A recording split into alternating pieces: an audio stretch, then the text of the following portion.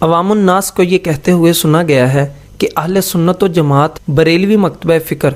اور دیوبندی علماء آپس میں سرگرباں ہیں۔ ہر دو مکتبہ فکر کی جانب سے اپنی تائید میں قرآن و حدیث سے دلائل پیش کیے جاتے ہیں۔ ہم کدھر جائیں، کس کی مانیں اور کس کی نہ مانیں؟ کچھ مسلح قسم کے افراد اپنی چرب زبانی سے باور کرانے کی کوشش کرتے ہیں کہ یہ اختلافات فروعی ہیں، ان میں پڑھنے کی ضرورت نہیں، ہم نہ بریلوی ہیں نہ دیوبندی، عثمانی ہیں نہ تھانوی، ہم تو سیدھے سادے مسلمان ہیں اور بس۔ اس طرح وہ صلح کلیت کا پرچار کر کے یہ تاثر دیتے ہیں کہ اختلافات کا نام لینے والے مجرم ہیں، اور صحیح مسلمان وہ ہیں جو ان اختلافات سے بالکل بے تعلق ہیں۔ اس میں شک نہیں کہ اگر اختلاف ذاتی بنا پر ہو تو اس میں نہ الجھنا ہی بہتر ہے۔ مثلا حنفی، شافعی، حنبلی اور مالکی اختلافات ایسے نہیں ہیں جن پر محاذ رائے مناسب ہو، کیونکہ یہ فروعی اختلافات ہیں، لیکن اگر بنیادی عقائد میں اختلاف رونما ہو جائے تو اس سے کسی طور پر آنکھیں بند نہیں کی جا سکتی۔ یہ اختلافات کسی طرح بھی فروعی نہیں، اصولی ہوگا۔ حضرت سیدنا ابو بکر صدیق رضی اللہ تعالی عنہ نے منکرین زکوٰۃ کے ساتھ جہاد فرمایا۔ امام احمد بن حنبل رحمۃ اللہ تعالی علیہ نے معتزلہ وہ فرقہ تھا جو ہر چیز کو، ہر عمل کو عقل کی بنا پر پرکھتا تھا، اور یہ ایک گمراہ فرقہ تھا۔ معتزلہ کی قوت حاکمہ کی پرواہ نہ کرتے ہوئے کلمہ حق کہا اور کوڑے تک کھائے۔ امام ربانی مجدد الفسانی رحمۃ اللہ تعالی علیہ کو توق و سلاسل کی دھمکیاں دی گئیں، مگر پھر بھی آپ نعرہ حق سے باز نہ آئے۔ تاریخ ختم نبوت میں غیور مسلمانوں نے سینوں پر گولیاں کھائیں، جیلوں کی کال کوٹھریوں اور تختہ دار کو اپنے لیے تیار پایا، لیکن وہ کسی طرح قصر نبوت میں نقب لگانے والوں کو برداشت نہ کر سکے اور تمام تر صعوبتوں کو جھیلتے ہوئے مرزائیوں کو قانونی طور پر غیر مسلم اقلیت قرار دلوانے میں کامیاب ہو گئے۔ کیا ان تمام اقدامات اور ساری کارروائیوں کو یہ کہہ کر غلط قرار دیا جا سکتا ہے کہ سیدھے سادے مسلمان کو کسی کی مخالفت نہیں کرنی چاہیے اور کام سے کام رکھنا چاہیے؟ یقیناً کوئی مسلمان ایسا انداز فکر اختیار کرنے کی سوچ بھی نہیں سکتا۔ بریلوی اور دیوبندی اختلافات کی نوعیت بھی ایسی ہی ہے۔ یہ دوسری بات ہے کہ عوام کو مغالطہ دینے کے لیے اصال ثواب، عرس، 11ویں شریف، نظر و نیاز، میلاد شریف، استمداد، علم غیب، حاضر و ناظر اور نور و بشر وغیرہ پر دھواں دار تقریریں کر کے یہ یقین دلانے کی کوشش کرتے ہیں کہ اختلافات انہی مسائل میں ہیں، حالانکہ اصل اختلاف ان مسائل میں نہیں ہے، بلکہ بنائے اختلاف وہ عبارات ہیں جن میں بارگاہ رسالت صلی اللہ تعالیٰ علیہ وآلہ وسلم میں کھلم کھلا گستاخی اور توہین کی گئی ہے۔ کوئی بھی مسلمان خالی ذہن ہو کر ان عبارات کو پڑھنے کے بعد ان کے حق میں فیصلہ نہیں دے سکتا اور نہ ہی ان کی حمایت کے لیے تیار ہو سکتا ہے۔ ہندوستان میں پہل مولوی اسماعیل دہلوی نے محمد ابن عبد الوہاب نجدی کی کتاب التوحید سے متاثر ہو کر تقویۃ الایمان نامی کتاب لکھی اور مسلمان عالم کو کافر و مشرک قرار دیا، اور اپنی بات بنانے کی خاطر یہ بھی کہہ دیا کہ نبی اکرم صلی اللہ تعالیٰ علیہ وآلہ وسلم کی نظیر ممکن ہے، جس کا منطقی نتیجہ یہ ہوا کہ کوئی دوسرا شخص خاتم النبیین وغیرہ اوصاف سے متصف ہو سکتا ہے۔ علماء اہل سنت اور خاص طور پر خاتم الحکماء علامہ محمد فضل حق خیر آبادی رحمۃ اللہ تعالی علیہ نے اس نظریے کا تحریری اور تقریری طور پر سخت رد کیا۔ بات یہیں ختم نہیں ہو گئی، بلکہ قاسم نانوتوی نے تو یہاں تک کہہ دیا کہ اگر بالفرض بعد زمانہ نبی صلی اللہ تعالی علیہ وآلہ وسلم بھی کوئی نبی پیدا ہو جائے تو پھر بھی خاتمیت محمدی میں کوئی فرق نہیں آئے گا۔ آپ کے معاصر اور زمین میں، یا فرض کیجئے اسی زمین میں کوئی اور نبی تجویز کیا جائے، غور فرمائیے کہ کیا یہ امت مسلمہ کے اجماعی اور یقینی عقیدہ کہ حضور صلی اللہ تعالیٰ علیہ وآلہ وسلم کے بعد کوئی نبی نہیں آ سکتا کا صاف انکار نہیں؟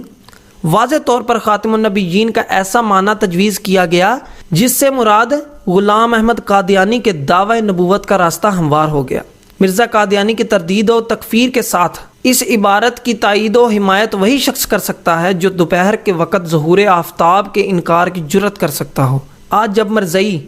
اس عبارت کو اپنی تائید میں پیش کرتے ہیں تو تحذیر الناس کے حمایتی اپنا سا منہ لے کر رہ جاتے ہیں۔ تحذیر الناس کے حامی بڑے دھڑلے سے یہ بات پیش کرتے ہیں کہ دیکھیے فلاں جگہ مولانا قاسم نانوتوی نے عقیدہ ختم نبوت امت مسلمہ کے مطابق پیش کیا ہے، وہ ختم نبوت کے کیسے منکر ہو سکتے ہیں؟ لیکن وہ یہ بھول جاتے ہیں کہ ایک دفعہ کا انکار سینکڑوں دفعہ کے اقرار پر پانی پھیر دیتا ہے۔ کیا دعوی نبوت کے باوجود مرزا غلام احمد قادیانی کی متعدد تصریحات موجود نہیں ہیں جن سے عقیدہ ختم نبوت کی حمایت کا پتہ چلتا ہے؟ 1887 عیسوی میں مولوی رشید احمد گنگوئی کی تالیف براہین قاطعہ مولوی خلیل احمد امبیٹوی کے نام سے شائع ہوئی، جس پر مولوی رشید احمد گنگوئی کی زوردار تقریر موجود ہے۔ اس میں دیگر بہت سی غلط باتوں کے علاوہ یہ بات بھی درج ہے کہ شیطان و ملک الموت کا حال دیکھ کر علم محیط زمین کا فخر عالم کو خلاف نصوص قطعیہ کے بلا دلیل محض قیاس فاسدہ سے ثابت کرنا شرک نہیں تو کون سا ایمان کا حصہ ہے؟ شیطان و ملک الموت کو یہ وسعت نص سے ثابت ہوئی، فخر عالم کی وسعت علم کی کون سی نص قطعی ہے؟ حیرت ہے کہ کس دیدہ دلیری سے حضور سید عالم صلی اللہ تعالیٰ علیہ وآلہ وسلم کا علم شریف شیطان کے علم سے گھٹانے کی ناپاک صحیح کی گئی ہے، اور پھر بڑی معصومیت سے پوچھا جاتا ہے کہ ہم نے جرم کیا کیا ہے؟ پھر یہ بات بھی دعوت فکر دیتی ہے کہ جو علم حضور صلی اللہ تعالیٰ علیہ وآلہ وسلم کے لیے ثابت کرنا شرک ہے، اس کا شیطان کے لیے اس بات بھی شرک ہوگا۔ شیطان کے لیے یہ علم قرآن پاک سے کس طرح ثابت ہو گیا؟ کیا قرآن حکیم بھی شرک کی تعلیم دیتا ہے؟ 1901 عیسوی میں مولوی اشرف علی تھانوی کا ایک رسالہ حفظ الایمان منظر عام پر آیا، جس میں بڑے جارحانہ انداز میں لکھا ہے کہ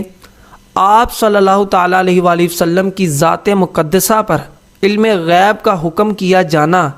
اگر بقول زید صحیح ہو تو دریافت طلب امر یہ ہے کہ اس غیب سے مراد بعض غیب ہے یا کل غیب۔ اگر بعض علوم غیبیہ مراد ہیں تو اس میں حضور کی کیا تخصیص، یعنی کہ ان کی کیا اس کے اندر اسپیشلٹی ہے؟ ایسا علم غیب تو زید، عمر، بلکہ ہر صبی و مجنون پاگل کو، بلکہ جمیع و حیوانات تمام جانوروں کے لیے بھی حاصل ہے۔ حفظ الایمان صفحہ نمبر 8۔ ان عبارات کو سامنے رکھتے ہوئے کوئی مسلمان بے تعلق نہیں رہ سکتا، کیونکہ یہ کسی عام آدمی کا معاملہ نہیں ہے، یہ اس ذات کریم کی عزت و ناموس کا مسئلہ ہے جن کی بارگاہ میں جنید و بایزید بھی نفس گم کردہ حاضری نہیں دیتے بلکہ ملائکہ بھی بادب حاضر ہوتے ہیں۔ یہ وہ دربار ہے جہاں اونچی آواز میں گفتگو کرنے سے تمام زندگی کے اعمال ضائع ہو جاتے ہیں، جہاں غلط معنی کے مہم الفاظ استعمال کرنا بھی ناجائز ہے۔ کسی شاعر نے کیا صحیح کہا ہے، جو سرور پاک کے تقدس کو گھٹائے، جو سرور پاک کے تقدس کو گھٹائے وہ اور سبھی کچھ ہے، مسلمان نہیں ہے۔ یہی وجہ تھی کہ علماء اہل سنت تحریر و تقریض میں ان عبارات کی قباحت برملا بیان کرتے رہے، اور علماء دیوبند سے مطالبہ کرتے رہے کہ یا تو ان عبارات کو صحیح مجمل بیان کیا جائے یا پھر توبہ کر کے ان عبارات کو قلم زد کر دیجیے۔ اس سلسلے میں رسائل لکھے گئے، خطوط بھیجے گئے۔ آخر جب علماء دیوبند کسی طرح ٹس سے مس نہ ہوئے تو اعلیٰ حضرت الشاہ امام احمد رضا خان فاضل بریلوی رحمۃ اللہ تعالیٰ علیہ نے تحذیر الناس کے لکھے جانے کے 30 سال بعد، براہین قاطعہ کی اشاعت کے تقریباً 16 سال بعد اور حفظ الایمان کی اشاعت کے تقریباً 1 سال بعد 1320 ہجری میں مرزا قادیانی اور مذکورہ بالا قائلین مولوی قاسم نانوتوی، مولوی رشید احمد گنگوئی، مولوی خلیل امبیٹوی اور مولوی اشرف علی تھانوی کے بارے میں ان کی عبارات کی بنا پر فتویٰ کفر صادر کیا۔ یہ فتویٰ علماء دیوبند سے کسی ذاتی مخاصمت کی بنا پر نہیں تھا بلکہ ناموس رسالت صلی اللہ تعالیٰ علیہ وآلہ وسلم کی حفاظت کی خاطر ایک فریضہ ادا کیا گیا تھا۔ اب اگر امام احمد رضا خان فاضل بریلوی رحمۃ اللہ تعالیٰ علیہ ناموس رسالت کی خاطر یہ فریضہ انجام نہ دیتے، اور علماء دیوبند کا اصرار ہے کہ ان اکابر کی عزت پر حرف نہیں آنا چاہیے، خواہ وہ کچھ کہتے اور لکھتے رہیں، اس مقام پر پہنچ کر یہ کہنے کی ضرورت نہیں رہتی کہ حق پر کون ہے۔ یہ بھی معلوم ہوگا کہ بریلوی اور بندی نزاع کی اصل بنیاد یہ عبارات ہیں، نہ کہ فروعی مسائل۔ 1324 ہجری میں امام احمد رضا خان رحمۃ اللہ تعالیٰ علیہ نے المعتمد المستند کا وہ حصہ جو فتویٰ پر مشتمل تھا حرمین طیبین کے علماء کی خدمت میں پیش کیا، جس پر وہاں کے 25 جلیل القدر علماء نے زبردست تقریزیں لکھیں اور واشگاف الفاظ میں تحریر کیا۔ مرزا قادیانی کے ساتھ ساتھ یہ 4 مولوی بلا شک و شبہ دائرہ اسلام سے خارج ہیں، اور امام احمد رضا بریلوی رحمۃ اللہ تعالیٰ علیہ کو حمایت دین کے سلسلے میں بھرپور خراج تحسین پیش کیا۔ علماء حرمین کریمین کے یہ فتوے حسام الحرمین کے نام سے شائع کر دیے گئے۔ بجائے اس کے کہ گستاخانہ عبارت سے رجوع کیا جاتا، علماء دیوبند کی ایک جماعت نے مل کر ایک رسالہ المحند المفند ترتیب دیا، جس میں کمال چابک دستی سے یہ ظاہر کیا کہ ہمارے عقائد وہی ہیں جو اہل سنت و جماعت کے ہیں، حالانکہ باعث نزاع عبارات متعلقہ کتابوں میں بدستور موجود تھیں، مگر یہ لوگ قیامت تک ان عبارات سے پیچھا نہیں چھڑا سکتے۔